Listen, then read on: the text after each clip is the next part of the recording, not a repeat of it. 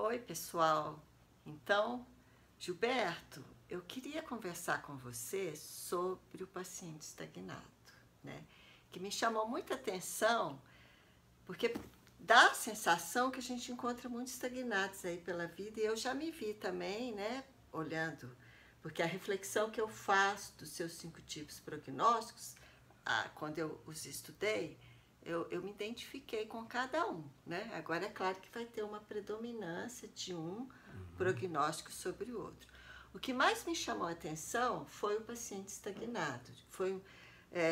Eu não vou lembrar os detalhes do paciente da sua pesquisa, mas dava assim, a impressão que ele estava resolvendo tudo na vida dele, né? Porque ele mudou de emprego, mudou de relacionamento, mas aí depois, no desenvolver da história dele, a gente observa que ele mudou só por fora, mas por dentro ele continuou com as mesmas sensações, com os mesmos sentimentos e o mais interessante, atraiu o mesmo tipo de relacionamento. Então isso me chamou muita atenção, né? Então é como se você tivesse que analisar mais profundamente, de fato, o íntimo da pessoa. E para mim ficou um alerta. Não é porque nós mudamos as circunstâncias externas, não significa que nós estamos mudando internamente. É isso mesmo, Gilberto? É isso mesmo, eu acho que eu não tenho quase nada mais para acrescentar, porque você fez uma abordagem, digamos assim, sintética, já mostrando a sua impressão, que é mesmo compatível com a realidade dos casos, sabe? Eu poderia acrescentar uma coisa simples, que é o seguinte: existe uma vertente do estagnado que nós poderíamos chamar de resignado, sabe?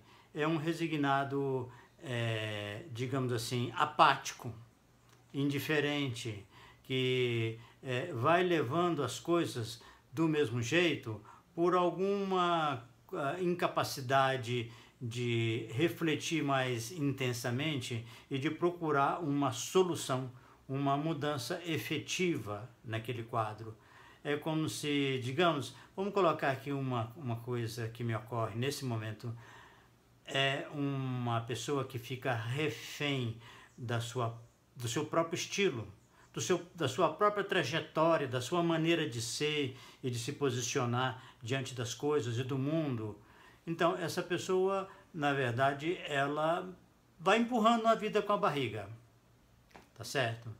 Enquanto a outra seria mais nessa vertente que você descreveu, da pessoa que dá uma mudança, que faz uma reviravolta, sabe? E que, no fundo, depois de um certo tempo, a gente vai constatar que ela trocou 6 por meia dúzia, trocou Chico por Francisco, e esse novo relacionamento vai dar tanto problema quanto o anterior, ainda que seja, viu, né? ainda que seja num outro matiz, numa outra, até mesmo num outro extremo. Sim, pode falar. Não, é o que eu observei na pesquisa, né? Falei, nossa, mas aí na hora que eu estava estudando, lembro, só, mas por que esse paciente está estagnado, sendo que ele mudou de emprego, mudou de relacionamento, mas depois, é como você falou, trocou 6 por meia dúzia. Ou seja, ele repetiu. Outra coisa que me veio aqui também, quando você estava transcorrendo, né, o paciente estagnado e aquele apático, me lembra também algumas pessoas que fazem tudo para evitar um conflito, não é? Em vez dela enfrentar o problema, né? Então o problema está acontecendo e tal, mas ela não quer se envolver com ele, ela não quer superar, né? Você podia falar um pouco sobre isso? Sim, eu acho que isso é bem uma demonstração, é uma caracterização boa do tipo estagnado, né? Que é realmente tem várias justificativas que a pessoa assume, sabe, que ela escolhe, e que na verdade são justificativas para a sua escolha de não enfrentar, de não confrontar com os problemas, com as dificuldades, tá certo? E vai levando. Até certo ponto nós podemos dizer que tem um valor, né? Que é o valor, digamos assim, da espera, sabe? De quem tem calma, né? Sabe? Mas essa calma, essa espera, essa paciência, ela precisa ter um conteúdo, sabe? Não uma acomodação, não né? uma acomodação. Um conteúdo de reflexão. Eu diria assim que em muitos casos, uma pessoa que sofre, né, como foi um caso da pesquisa, em que uma mulher, né, uma paciente que tinha 7 filhos, foi excluída da sua própria casa pelo marido, porque ela foi passar férias na casa da sogra com 7 filhos e o marido aproveitou para colocar uma outra mulher no lugar dela. Então ela não podia voltar para sua própria casa. E era uma pessoa extremamente simples, sabe?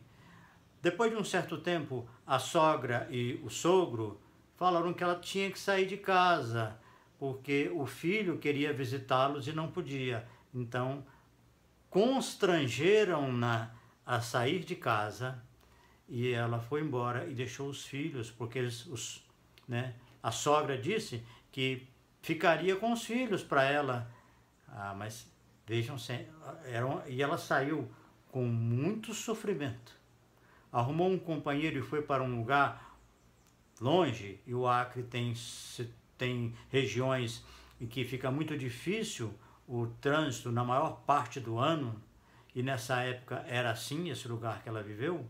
Ela ficou vários anos lá sem ver os filhos, com um grande sofrimento, até que um dia ela disse para o seu novo companheiro: eu vou atrás dos meus filhos. Se eu volto, eu não sei.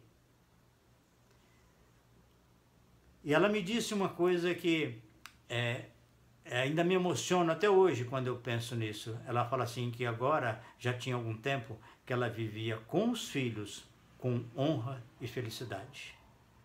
Então veja bem, um período de latência na vida, de espera, que é uma aparente estagnação, pode representar um trabalho interno muito denso. É preciso que a gente tenha cautela na avaliação das coisas. Por isso, Juranda, que você disse uma questão de predominância, e é muito importante isso, porque se você analisa a vida de uma pessoa num determinado momento, aquilo ainda está em elaboração, ainda não chegou ao desfecho. Então você pode ter uma avaliação desfavorável, mas depois de um certo tempo, essa pessoa colhe os frutos, né, da sua lavoura, do seu plantio, e essa colheita é muito gratificante, é muito mesmo, a tal ponto dessa pessoa hoje, com todas as suas limitações pessoais, com a sua falta de instrução, que era uma pessoa analfabeta, ela expressar com tanta grandeza de alma que ela vivia agora com os filhos há alguns anos com honra e felicidade. É muito bonita essa história. Muito bonita, é uma história exemplar de um tipo estagnado. E é algo para a gente refletir, né, Gilberto? Porque as pessoas vão estudar, vão ler a tese, aí já ficam querendo estereotipar o sujeito. Sim. Ou ele é complicado, ou ele é estagnado. Mas como você bem mencionou, a coisa é dinâmica, né? Em momentos você pode se ver como complicado, em outros momentos você pode se ver como resolvido. Sim. E para a gente fazer uma reflexão, que tipo, aprender com esses pacientes, né? Qual é o tipo que eu quero que predomine em mim? E aí para a gente ir trabalhando, né? Procurar ser mais resolvido. Certo. E aí depois, no próximo vídeo... Não, para terminar, eu gostaria de acrescentar alguma coisa sobre o estagnado.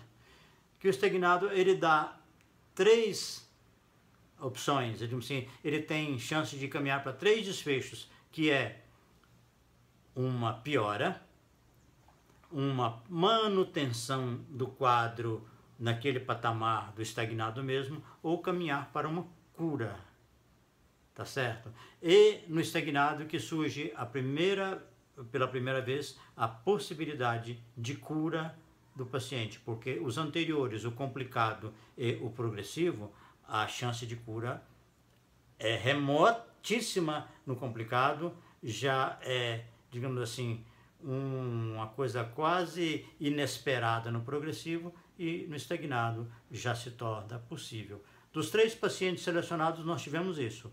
Um evoluiu para uma metástase com complicação, né? O outro para uma amputação, consequentemente um desfecho estável, e essa amputação não tem como ser recuperada, não é?